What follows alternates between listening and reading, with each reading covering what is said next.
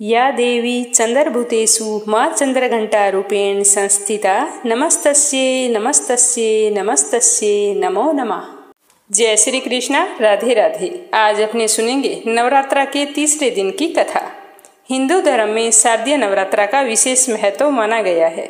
इस दौरान भक्तजन माँ दुर्गा को प्रसन्न करने के लिए 9 दिनों तक व्रत और उपवास करते हैं। हिंदू पंचांग के अनुसार आज यानी कि 5 अक्टूबर शनिवार 2024 को नवरात्रा का तीसरा दिन है और यह दिन माँ दुर्गा के तीसरे स्वरूप माता रानी चंद्रघंटा को समर्पित है। आज के दिन माता चंद्रघंटा की विधि विधान के साथ पूजा अर्चना की जाती है।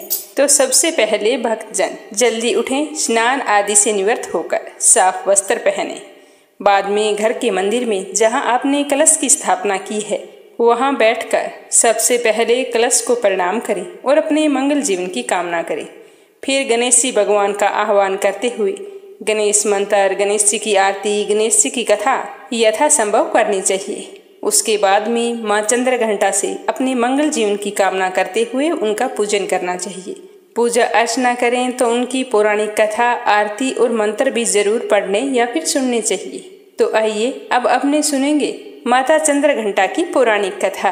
बोलो गणेश जी महाराज की जय हो। प्राचीन समय की बात है, एक बुढ़िया थी। वह बहुत ही गरीब और दृष्टिहीन थी। उस बुढ़िया के एक बेटा और एक बहू थी। वह बुढ़िया नियमित रूप से भगवान गणेश जी की पूजा किया करती थी। इस तरह पूजा करते करते बुढ़िया को सालों बीत गए। एक दिन गणेश जी उसकी पूजा से प्रसन्न होकर प्रकट हुए और बोले कि बुढ़िया, मैं तेरी पूजा से अति प्रसन्न हूँ, तू जो चाहे वरदान मांग ले। तो बुढ़िया इस तरह गणेश जी महाराज की आवाज सुनकर बहुत ही खुश हुई और हाथ जोड़कर प्रणाम किया और कहा कि हे गणेश जी महाराज, मैं आपके दर्शन तो नहीं कर सकती, लेकिन मैं आपकी आवाज सुनकर ही बहुत ही प्रसन्न हूँ। रही बात वरदान मांगने की, तो मुझे तो मांगना ही नहीं आता कि कैसे और क्या मांगू। तब गणेश जी ने कहा कि अपने बेटे बहू से पूछकर कल आ जाना, मैं फिर आऊंगा। यह कहकर गणेश जी भगवान वहां से अंतर्ध्यान हो गई। बुढ़िया अपने घर आई और अपने बेटे से कहा कि बेटा, आज गणेश जी प्रकट होकर बोले थे कि मैं तुम्हारी पूजा से बहुत ही प्रसन्न हूँ। तू कोई वरदान मांगना चाहती है तो मांग ले, तो बता मैं क्या मांगू। तो अपनी माँ की बात सुनकर उसके बेटे ने कहा कि माँ, तू खूब सारा धन मांग ले। बेटे की बात सुनकर बुढ़िया अपनी बहू के पास गई और पूछा कि बहू, आज गणेश जी भगवान ने मुझसे वरदान मांगने को कहा है, तू ही बता कि मैं क्या मांगू। तो अपनी सास की बात सुनकर बहू ने कहा कि सासू माँ, आप नाती मांग लो। तो बेटे बहू की बात सुनकर बुढ़िया ने सोचा कि ये तो सारे अपने अपने मतलब की बात कर रहे हैं। यह सोचकर उसने अपनी पड़ोसी सहेलियों से पूछा तो उन्होंने कहा कि बुढ़िया, तू तो थोड़े दिन जिएगी, तू क्यों तो धन मांगे और क्यों नाती मांगे। तू अपनी आंखों की रोशनी मांग ले, जिससे तेरी बची हुई जिंदगी आराम से कट जाए। इस तरह बुढ़िया ने सभी से पूछ लिया, लेकिन बुढ़िया के मन को तसल्ली नहीं हुई। वह तो सोचते सोचते सो गई। अगले दिन फिर सुबह नहा धोकर जैसे ही गणेश जी की पूजा करने के लिए गई तो गणेश जी भगवान प्रकट हुए और बोले कि बुढ़िया, क्या पूछ कर आई है, मुझे बता तुम्हें क्या वरदान चाहिए। तो गणेश जी की बात सुनकर बुढ़िया बोली कि हे गणेश जी महाराज, यदि आप मुझ पर प्रसन्न हैं तो मुझे 9 करोड़ की माया दे, निरोगी काया दे, अमर सुहाग दे, आंखों की रोशनी दे, नाती दे, पोता दे और सब परिवार को सुख दे, अंत में मुझे मोक्ष दे। तो यह सुनकर गणेश जी बोले कि बुढ़िया, तू तो कह रही थी कि मैं तो भोली भाली हूँ, मुझे तो कुछ मांगना ही नहीं आता। तूने तो आज मुझे ठग लिया है। फिर भी जो तूने मांगा है वचन के अनुसार तुझे सब कुछ मिलेगा।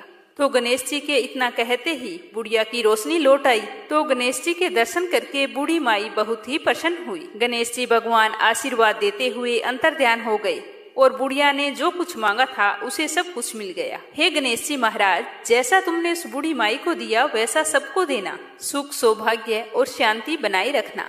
बोलो गणेश जी महाराज की जय हो। तो आइए अब सुनते हैं माँ दुर्गा के तीसरे स्वरूप माता चंद्रघंटा की कथा। प्रेम से बोलो चंद्रघंटा माता की जय हो। कथा के अनुसार माता दुर्गा ने माँ चंद्रघंटा का अवतार उस समय लिया था जब दैत्यों का आतंक बढ़ने लगा था। उस समय महिषासुर का भयंकर युद्ध देवताओं से चल रहा था। महिषासुर देवराज इंद्र का सिंहासन प्राप्त करना चाहते थे। वह स्वर्ग लोक पर राज करने की इच्छा को पूरी करने के लिए युद्ध कर रहा था। जब देवताओं को उसकी इस इच्छा का पता चला तो वो परेशान हो गए और भगवान ब्रह्मा, विष्णु, महेश के सामने जा पहुंचे। ब्रह्मा, विष्णु और महेश ने देवताओं की बात सुनकर क्रोध प्रकट किया और क्रोध आने पर उन तीनों के मुख से जो ऊर्जा निकली, उस ऊर्जा से एक देवी अवतरित हुई। उस देवी को भगवान शंकर ने अपना त्रिशूल, भगवान विष्णु ने अपना चक्कर, इंद्र ने अपना घंटा, सूर्य ने अपना तेज और तलवार और सिंह प्रदान किया।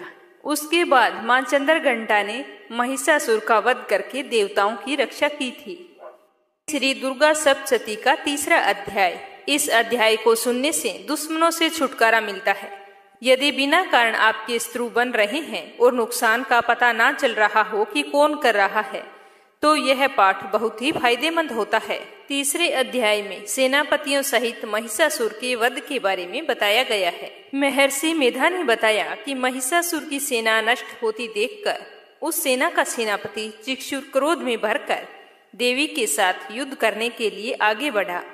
वह देवी पर इस प्रकार बाणों की वर्षा करने लगा मानो सुमेरु पर्वत पर पानी की धार बरसा रहा हो। तो देवी ने अपने बाणों से उसके हर बाण को काट डाला तथा उसके घोड़ों व सारथी को भी मार दिया।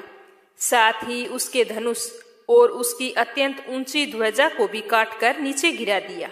उसका धनुष कट जाने के पश्चात उसके शरीर के अंगों को भी अपने बाणों से बींध दिया। धनुष, घोड़ों और सारथी के नष्ट हो जाने पर वह असुर ढाल और तलवार लेकर देवी की तरफ आया। उसने अपनी तीक्ष्ण धार वाली तलवार से देवी के सिंह के मस्तक पर प्रहार किया और बड़े वेग से देवी की बाईं भुजा पर वार किया, किंतु देवी की बाईं भुजा को छूते ही उस दैत्य की तलवार के 2 टुकड़े हो गए। इससे दैत्य ने क्रोध में भरकर शूल हाथ में ले लिया और उसे भद्रकाली देवी की ओर फेंका। देवी की ओर आता हुआ वह शूल आकाश से गिरते हुए सूर्य के समान प्रज्वलित हो उठा। उस शूल को अपनी ओर आते हुए देखकर देवी ने भी शूल छोड़ा और महाअसुर के शूल के 100 टुकड़े कर दिए और साथ ही महासुर के प्राण भी हर लिए। चिक्षुर के मरने पर देवताओं को दुख देने वाला चामर नामक दैत्य हाथी पर सवार होकर देवी से लड़ने के लिए आया और आते ही शक्ति से प्रहार किया, किंतु देवी ने अपनी हुंकार से ही उसे तोड़कर पृथ्वी पर डाल दिया। शक्ति को टूटा हुआ देखकर दैत्य ने क्रोध से लाल होकर शूल को चलाया, किंतु देवी ने उसको भी काट दिया। इतने में देवी का सिंह उछलकर हाथी के मस्तक पर सवार हो गया और दैत्य के साथ बहुत ही तीव्र युद्ध करने लगा। फिर वह दोनों लड़ते हुए हाथी पर से पृथ्वी पर आ गिरे और दोनों बड़े क्रोध से लड़ने लगे। फिर सिंह बड़े जोर से आकाश की ओर उछला और जब पृथ्वी की ओर आया तो अपने पंजे से चामर का सिर धड़ से अलग कर दिया। क्रोध से भरी हुई देवी ने शिला और वृक्ष आदि की चोटों से उदग्गर को भी मार दिया। कराल को दांतों, मुक्कों और थप्पड़ों से चूर्ण कर डाला। क्रोधित हुई देवी ने गदा के प्रहार से उद्दत दैत्य को मार गिराया। भिंदीपाल से वस्पकल को बाणों से तामर तथा अंधक को मौत के घाट उतार दिया। तीनों नेत्रों वाली परमेश्वरी ने त्रिशूल से उग्रास्य, उग्रवीर्य और महाहनु नामक राक्षसों को मार गिराया। उसने अपनी तलवार से विडाल नामक दैत्य का सिर काट दिया और अपने बाणों से दुर्धर और दुर्मुख राक्षसों को यमलोक पहुंचा दिया। इस प्रकार जब महिषासुर ने देखा कि देवी ने मेरी सेना को नष्ट कर दिया है, तो वह भैंसे का रूप धारण करके देवी के गणों को दुख देने लगा। उन गणों में से कितनों को ही उसने मुख के प्रहार से, कितनों को खुरों से और कितनों को पूंछ से और कितनों को सींगों से और बहुतों को दौड़ाने के वेग से, अनेकों को सिंहनाद से और कितनों को ही चक्कर देकर और कितनों को ही श्वास वायु के झोंकों से पृथ्वी पर गिरा दिया। वह दैत्य इस प्रकार गणों की सेना को गिराकर देवी के सिंह को मारने के लिए दौड़ा। इस पर देवी को बड़ा ही गुस्सा आया। उधर दैत्य भी क्रोध में भरकर धरती को खुरों से खोदने लगा तथा सींगों से पर्वतों को उखाड़ उखाड़ कर धरती पर फेंकने लगा और मुख से शब्दवाणी करने लगा। महिषासुर के वेग से चक्कर देने के कारण पृथ्वी क्षुब्ध होकर फटने लगी और उसकी पूंछ से टकराकर समुद्र चारों ओर फैलने लगा। हिलते हुए सींगों के आघात से मेघ खंड खंड हो गई और श्वास से आकाश में उड़ते हुए पर्वत फटने लगे। इस तरह क्रोध में भरे हुए राक्षस को देखकर चंडिका को भी क्रोध आ गया और वह उसे मारने के लिए क्रोध से भर गई। देवी ने पास फेंककर दैत्य को बांध लिया और उसने बंध जाने पर दैत्य का रूप तो त्याग दिया और सिंह का रूप धारण कर लिया। जैसे ही देवी उसका सिर काटने के लिए तैयार हुई तो उसने पुरुष का रूप बना लिया, जो कि हाथ में तलवार लिए हुए था। तो देवी ने तुरंत ही अपने बाणों के साथ उस पुरुष को उसकी तलवार ढाल सहित बींध डाला। तो दैत्य ने हाथी का रूप धारण कर लिया और अपनी लंबी सूंड से देवी के सिंह को अपनी ओर खींचने लगा और जोर जोर से गरजने लगा। देवी ने अपनी तलवार से उसकी सूंड काट डाली। तब राक्षस ने एक बार फिर भैंसे का रूप धारण कर लिया और पहले की तरह चर अचर जीवों सहित समस्त लोकी को व्याकुल करने लगा। इसके पश्चात क्रोध में भरी हुई देवी बारंबार उत्तम मधु का पान करने लगी और लाल लाल नेत्र करके जोर जोर से हंसने लगी। उधर बलवीर्य तथा मद से क्रोधित हुआ दैत्य भी जोर जोर से गरजने लगा। अपने सींगों से देवी पर पर्वतों को फेंकने लगा। देवी अपने वाणों से उसके फेंके हुए पर्वतों को चूर्ण करती हुई बोली कि ओ मूढ़, जब तक मैं मधु पान कर रही हूँ तब तक तू गरज ले और इसके पश्चात मेरे हाथों तेरी मृत्यु हो जाने पर देवता गरजेंगे। महर्षि मेधा कहते हैं कि यूं कहकर देवी उछलकर उस दैत्य पर जा चढ़ी और उसे अपने पैरों तले दबाकर शूल से उसके गले पर आघात किया। देवी के पैर से दबने पर भी दैत्य अपने दूसरे रूप से अपने मुख से बाहर होने लगा। अभी वह आधा ही बाहर निकला था कि देवी ने अपने प्रभाव से उसे रोक दिया। जब वह आधा निकला हुआ ही दैत्य युद्ध करने लगा तो देवी ने अपनी तलवार से उसका सर काट दिया। इसके पश्चात सारी सेना हाहाकार करती हुई वहां से भाग खड़ी हुई और सारे देवता अत्यंत प्रसन्न हुए तथा ऋषियों महर्षियों सहित देवी की स्तुति करने लगे। गंधर्वराज गान करने तथा अप्सराएं नृत्य करने लगी। इस तरह तीसरा अध्याय समाप्त होता है। अब अपने सुनेंगे चौथा अध्याय।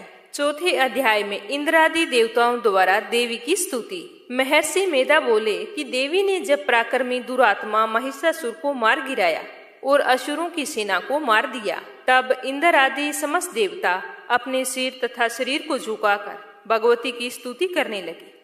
जिस देवी ने अपनी शक्ति से यह जगत व्याप्त किया है और जो संपूर्ण देवताओं तथा महर्षियों की पूजनीय है, उस अंबिका को हम भक्ति पूर्वक नमस्कार करते हैं।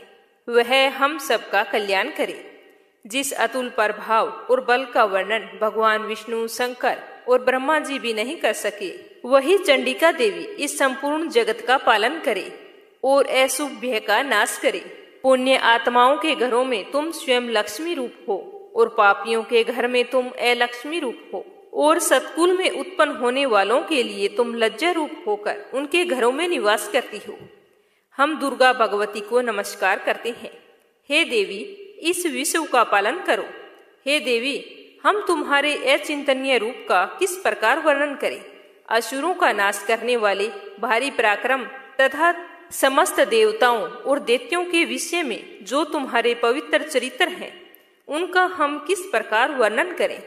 हे देवी, त्रिगुणात्मिका होने पर भी तुम संपूर्ण जगत की उत्पत्ति का कारण हो। हे देवी, भगवान विष्णु, शंकर आदि किसी भी देवता ने तुम्हारा पार नहीं पाया। तुम सबकी आश्रय हो। यह संपूर्ण जगत तुम्हारा ही अंश रूप है, क्योंकि तुम सबकी आदिभूत प्रकृति हो। हे देवी, तुम्हारे जिस नाम के उच्चारण से संपूर्ण यज्ञों में सब देवता तृप्ति लाभ करते हैं, वह स्वहा तुम ही हो। इसके अतिरिक्त पितरों की तृप्ति का कारण हो, इसीलिए सब आपको स्वधा कहते हैं।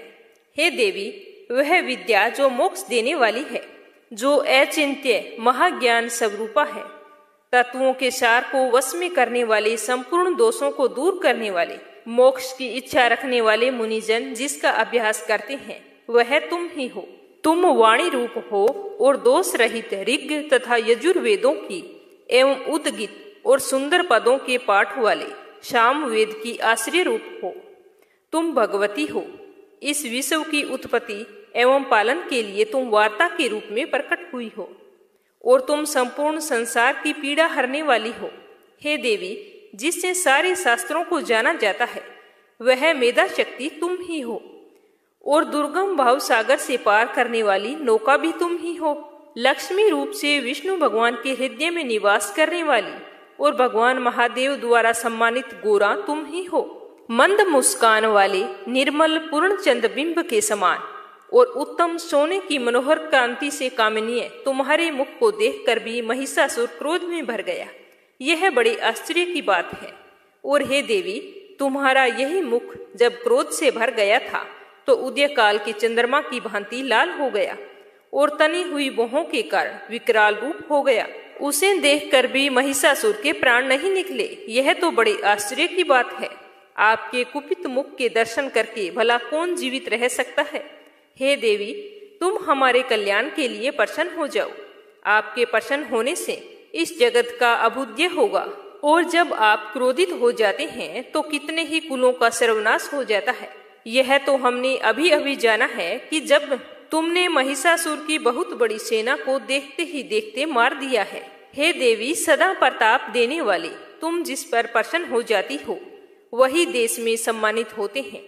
उनके धन यश की वृद्धि होती है। उनका धर्म कभी भी स्थिर नहीं होता और उनके यहाँ अधिक पुत्र पुत्रियां और नौकर होते हैं। हे देवी, तुम्हारी कृपा से धर्मात्मा पुरुष प्रतिदिन श्रद्धा पूर्वक यज्ञ करता है और धर्मानुकूल आचरण करता है और उसके प्रभाव से फिर स्वर्ग लोक को जाता है, क्योंकि तुम तीनों लोकों में मनवांछित फल देने वाली हो। हे माँ दुर्गे, तुम्हारा स्मरण करने पर संपूर्ण जीवों के भय नष्ट हो जाते हैं और स्थिर चित्त वालों के द्वारा चिंतन करने पर उन्हें अत्यंत मंगल देती हो। हे दरिद्र दुख नाशिनी देवी, तुम्हारे सिवा कौन दूसरा है। तुम्हारा चित्त सदा दूसरों के उपकार में लगा रहता है। हे देवी, तुम स्त्रियों को इसीलिए मारती हो कि उनके मारने से दूसरों को सुख मिलता है।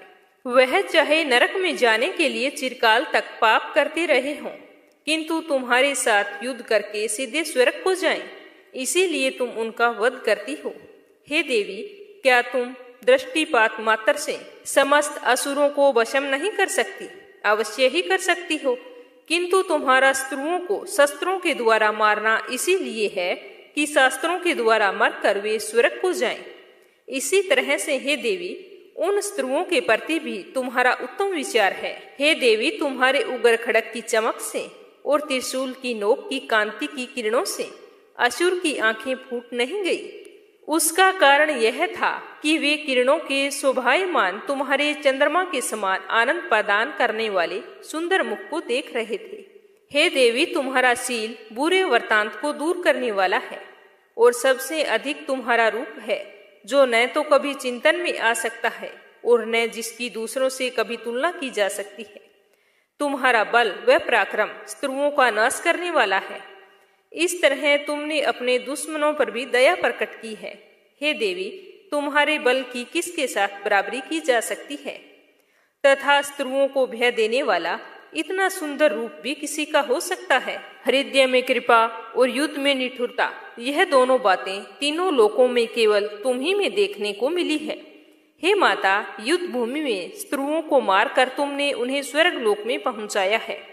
इस तरह तीनों लोकों की तुमने रक्षा की है तथा उन उन्मत्त असुरों से जो हमें भय था उसको भी तुमने दूर किया है। तुमको हमारा नमस्कार है। हे देवी, तुम शूल तथा खड़ग से हमारी रक्षा करो। घंटे की ध्वनि और धनुष की टंकोर से भी हमारी रक्षा करो। हे चंडिके, आप अपने शूल को घुमाकर पूर्व, पश्चिम, उत्तर तथा दक्षिण दिशा में हमारी रक्षा करो। तीनों लोकों में जो तुम्हारे सौम्य रूप तथा घोर रूप हैं, उनसे हमारी रक्षा करो तथा इस पृथ्वी की रक्षा करो। हे अंबिके, आपके कर पल्लवों में जो खड़ग, शूल और गदा आदि शस्त्र शोभा पा रहे हैं, उन सभी से हमारी रक्षा करो। महर्षि मेधा बोले कि इस प्रकार जब सब देवताओं ने जगत माता भगवती की स्तुति की और नंदवन के पुष्पों तथा गंध अनुलेपों द्वारा उनका पूजन किया और फिर सबने मिलकर जब सुगंधित व दिव्य धूपों द्वारा उनको सुगंधि निवेदन की, तब देवी ने प्रसन्न होकर कहा कि हे देवताओं, तुम सब मुझसे मनवांछित वरदान मांगो। तो देवता बोले कि हे भगवती, तुमने हमारा सब कुछ कार्य कर दिया है, अब हमारे लिए कुछ भी मांगना बाकी नहीं रहा, क्योंकि तुमने हमारे शत्रु महिषासुर को मार डाला है। हे महेश्वरी, तुम इस पर भी यदि हमें कोई वर देना चाहती हैं तो बस इतना सा वर दो कि जब जब हम आपका स्मरण करें तब तब आप हमारी विपत्तियों को हरण करने के लिए हमें दर्शन दिया करें। हे अंबिके, जो कोई भी तुम्हारी स्तुति करे तुम उनको वित्त समृद्धि और वैभव देने के साथ साथ उनके धन और स्त्री आदि संपत्ति बढ़ाना और सदा हम पर प्रसन्न रहना। फिर महर्षि मेधा बोले कि हे राजन, देवताओं ने जब जगत के लिए तथा अपने लिए इस प्रकार का प्रश्न किया तब तथास्तु कहकर देवी अंतर्ध्यान हो गई। हे भूप, जिस प्रकार तीनों लोकों का हित चाहने वाली यह भगवती देवी देवताओं के शरीर से उत्पन्न हुई थी, वह सारा वृतांत मैंने तुमसे कह दिया है। और इसके पश्चात दुष्ट असुरों तथा शुभ निशुभ का वध करने और सब लोगों की रक्षा करने के लिए जिस प्रकार गौरी देवी के शरीर से उत्पन्न हुई थी, वह सारा वृतांत मैं तुम्हें यथावत वर्णन करता हूँ। इस तरह 5वें अध्याय में महर्षि मेधा ने कहा कि पूर्व काल में शुंभ निशुंभ नामक असुरों ने अपने बल के मद से इंद्र का त्रिलोकी का राज्य और यज्ञों के भाग छीन लिए, और वह दोनों इसी प्रकार सूर्य, चंद्रमा, धर्मराज और वरुण के अधिकार भी छीनकर स्वयं ही उनका उपयोग करने लगे। वायु और अग्नि का कार्य भी वही करने लगे। इसके पश्चात उन्होंने जिन देवताओं का राज्य छीना था उनको अपने अपने स्थान से निकाल दिया।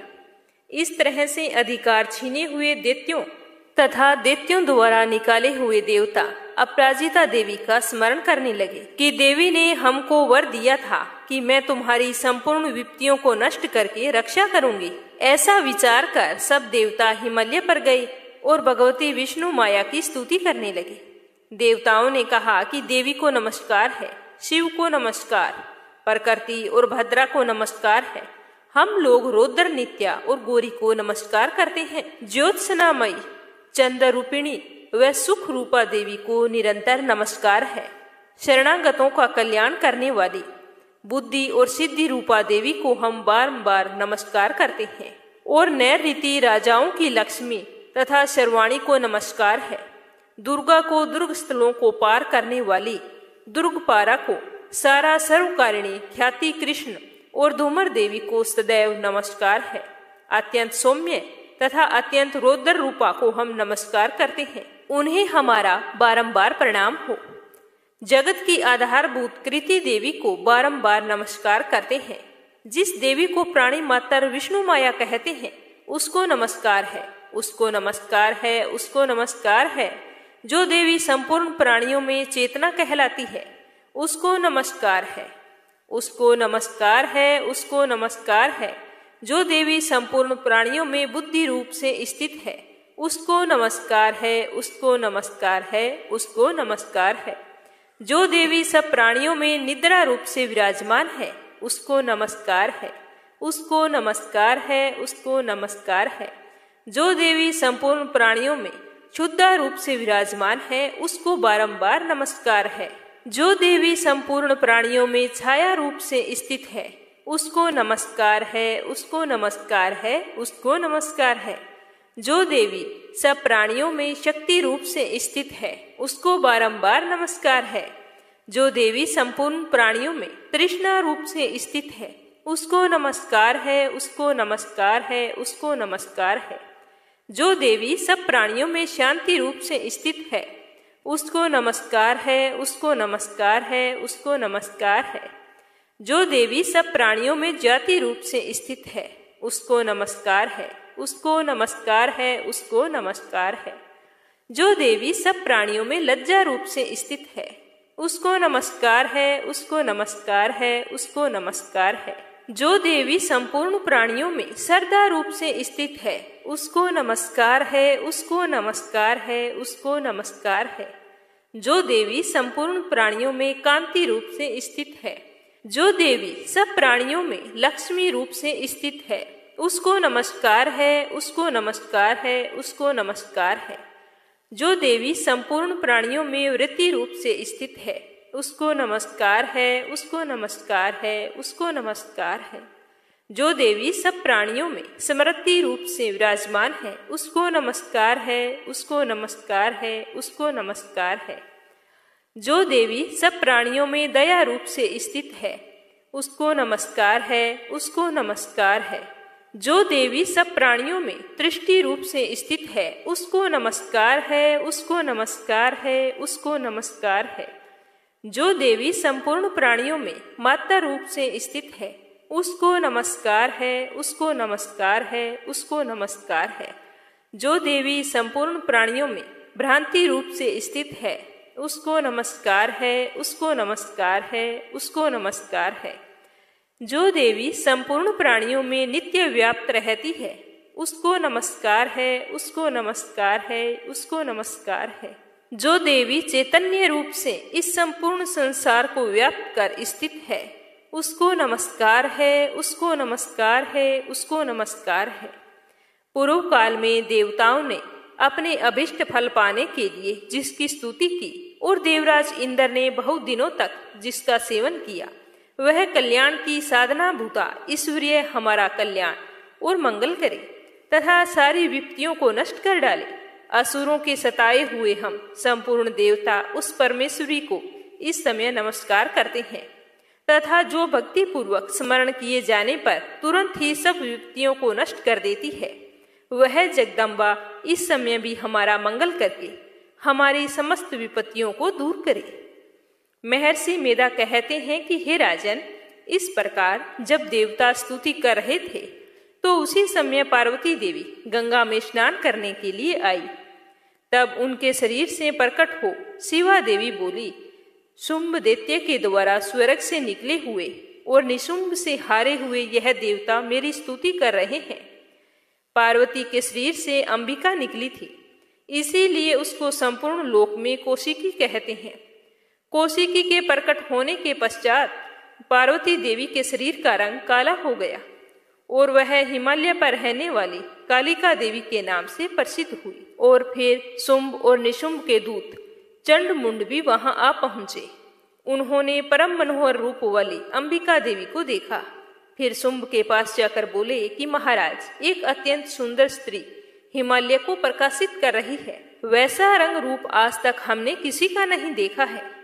हे असुरेश्वर, आप यह पता लगाएं कि वह कौन है और उसको ग्रहण कर लें। वह स्त्रियों में रतन है, अपनी कांति से 10 दिशाओं को प्रकाशित करती हुई वहां पर स्थित है, इसीलिए आपका उसको देखना उचित है। हे प्रभु, तीनों लोकों के हाथी, घोड़े और मणि इत्यादि जितने रतन हैं, वह सब इस समय आपके घर में शोभायमान है। हाथियों में रतन रूप ऐरावत हाथी और उत्सरेवा नामक घोड़ा तो आप इंद्र से ले आए हैं। हंसों द्वारा जुता हुआ विमान जो कि ब्रह्मा जी के पास था, अब वह आपके पास है। और यह महापद नाम का खजाना आपने कुबेर से छीना है। समुद्र ने आपको सदा खिले हुए फूलों की किंजलकिनी नामक माला दी है। वरुण का कंचन की वर्षा करने वाला छतर आपके पास है। रथों में श्रेष्ठ प्रजापति का रथ भी आपके पास है। हे दैत्येंद्र, मृत्यु उत्क्रांति का नामक शक्ति भी आपने छीन ली है। और वरुण का पास भी आपके भ्राता निशुंभ के अधिकार में है, जो अग्नि में न जल सके। ऐसे 2 वस्त्र भी अग्निदेव ने आपको दिए हैं। हे दैत्यराज, इस प्रकार सारी रतन रूपी वस्तुएं आप संग्रह कर चुके हैं, तो फिर आप यह कल्याणकारी स्त्रियों में रतन रूप अनुपम स्त्री को क्यों नहीं ग्रहण करते? महर्षि मेधा बोले कि चंड मुंड का यह वचन सुनकर शुंभ ने विचारा कि सुग्रीव को अपना दूत बनाकर देवी के पास भेजा जाए और पहले से ही उसे सब कुछ समझा दिया और कहा कि तुम वहां जाकर उसको अच्छी तरह से समझाना और कोई ऐसा उपाय करना जिससे वह प्रसन्न होकर तुरंत मेरे पास चली आए। भली प्रकार समझा कर कहना। दूत सुग्रीव पर्वत के उस रमणीय भाग में पहुंचा जहां देवी रहती थी। दूत ने कहा कि हे देवी, दैत्यों का राजा शुंभ जो इस समय तीनों लोकों का स्वामी है, मैं उसका दूत हूँ और मैं यहाँ तुम्हारे पास आया हूँ। सारे देवता उसकी आज्ञा एक स्वर से मानते हैं। अब जो कुछ उसने मुझको कहने के लिए भेजा है वह तुम सुनो। उसने कहा है कि इस समय संपूर्ण त्रिलोकी मेरे वश में है और संपूर्ण यज्ञों के भाग को पृथक पृथक मैं ही लेता हूँ। तीनों लोकों में जितने श्रेष्ठ रत्न है वह सब मेरे पास है। देवराज इंद्र का वाहन ऐरावत मेरे पास है, जो मैंने छीन लिया है। उत्सरेवा नामक घोड़ा जो क्षीर सागर मंथन करने से प्रकट हुआ था, उसे देवताओं ने मुझे समर्पित किया है। हे सुंदरी, इनके अतिरिक्त और जो भी रतन भूषण पदार्थ देवताओं के पास थे वो आज सारे मेरे पास हैं। हे देवी, मैं संसार की सारी स्त्रियों में तुम्हें रतन मानता हूँ, क्योंकि रत्नों का उपभोग करने वाला मैं ही हूँ। हे चंचल कटाओं वाली सुंदरी, अब यह मैं तुझ पर छोड़ता हूँ कि तू मेरे या मेरे भाई महापरकर्मी निशुंभ की सेवा में आ जाए। यदि तू मुझे वरेगी तो तुझे अतुल महान ऐश्वर्य की प्राप्ति होगी। अतः यह तुम अपनी बुद्धि से यह विचार कर मेरे पास चली आओ। महर्षि मेधा कहते हैं कि दूत का ऐसा कहने पर संपूर्ण जगत का कल्याण करने वाली भगवती दुर्गा मन ही मन मुस्कुराई और कुछ इस प्रकार कहने लगी, हे दूत, जो कुछ तुम कह रहा है वह सत्य है और इसमें किंचित मात्र भी झूठ नहीं है। शुंभ इस समय तीनों लोकों का स्वामी है और निशुंभ भी उसी की तरह पराक्रमी है, किंतु इसके संबंध में मैं जो प्रतिज्ञा कर चुकी हूँ उसे मैं कैसे झुठला सकती हूँ। अतः जो मैंने प्रतिज्ञा की है तुम उसे सुनो। जो मुझे युद्ध में जीत लेगा और मेरे अभिमान को खंडित करेगा तथा बल में मेरे समान होगा, वही मेरा स्वामी होगा। इसीलिए शुंभ अथवा निशुंभ यहाँ आवे और युद्ध में जीत कर मुझसे विवाह कर ले। इसमें भला देरी की क्या आवश्यकता है। दूत ने कहा कि हे देवी, तुम अभिमान में भरी हुई हो, मेरे सामने तुम ऐसी बातें ना करो। इस त्रिलोकी में मुझे तो कोई ऐसा दिखाई नहीं देता कि जो शुंभ और निशुंभ के सामने ठहर सके। हे देवी, जब अन्य देवताओं में से कोई शुंभ अथवा निशुंभ के सामने युद्ध में नहीं ठहर सका तो तुम जैसी स्त्री उनके सामने रणभूमि में कैसे ठहरोगी। जिन शुंभ आदि असुरों के सामने इंद्र आदि देवता भी नहीं ठहर सके तो फिर तुम अकेली स्त्री उनके सामने कैसे ठहर सकोगी। अतः तुम मेरा कहना मानकर उनके पास चली जाओ, नहीं तो जब वह तुम्हें केस पकड़कर घसीटते हुए लेकर जाएंगे तो तुम्हारा गौरव नष्ट हो जाएगा। इसीलिए मेरी बात मान लो। तो देवी ने कहा कि जो कुछ तुमने कहा है ठीक है। शुंभ और निशुंभ बड़े बलवान हैं, लेकिन मैं क्या कर सकती हूँ, क्योंकि मैंने बिना विचारे प्रतिज्ञा कर ली है। इसीलिए तुम जाओ और जो मैंने कुछ कहा है वह सब आदर पूर्वक उनसे कह दो। इसके पश्चात जो उचित समझे वो करें। इस तरह 5वां अध्याय समाप्त होता है। हे माँ दुर्गा, बोलने में या बताने में कुछ भूल चूक हुई हो तो क्षमा करना और अपने भक्तों पर अपनी कृपा दृष्टि बनाए रखना। जय माँ चंद्रघंटा सुखधाम, पूर्ण की जो मेरे काम। चंद्र समाज तू शीतल दाती, चंद्र तेज किरणों में समाती। क्रोध को शांत बनाने वाली, मीठे बोल सिखाने वाली। मन की मालक मन भाती हो, चंद्र घंटा तुम वरदाती हो। सुंदर भाव को लाने वाली, हर संकट में बचाने वाली। हर बुधवार को तुझे ध्याए, श्रद्धा सहित तो विन्य सुनाए। मूर्ति चंद्र आकार बनाए, शीश झुकाए, मन की बात बताए। पूर्ण आस करो जगतदाता, कांचीपुर में स्थान तुम्हारा। कर्नाटका में मान तुम्हारा, नाम रटूं तेरा महारानी। भक्त की रक्षा करो भवानी। कथा समाप्त होते ही कमेंट बॉक्स में दुर्गा माता की जय हो जरूर लिखें। माँ दुर्गा आपकी सारी मनोकामनाएं पूर्ण करे। जय श्री कृष्णा। राधे राधे।